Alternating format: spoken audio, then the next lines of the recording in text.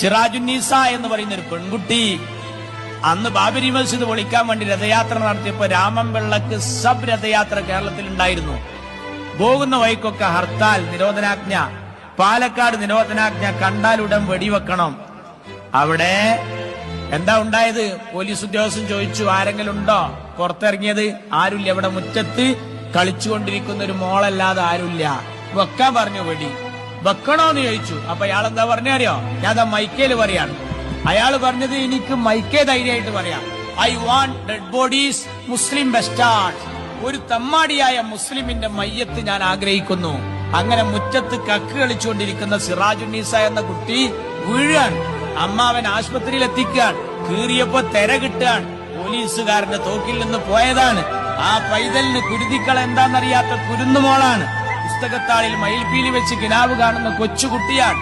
ആ വെടിവെക്കാൻ വയർലെസ്സിൽ പറഞ്ഞ രമൺ ശ്രീവാസ്തവ പിണറായി വിജയന്റെ ഉപദേശകനാണ്. അതുകൊണ്ടാ CPI പറഞ്ഞത്, ഇയാളെ ഈ പോക്ക് കണ്ടാൽ ഇയാൾ മുണ്ടുടുത്ത മോഡിയാണോ എന്ന് സംശയിക്കുക.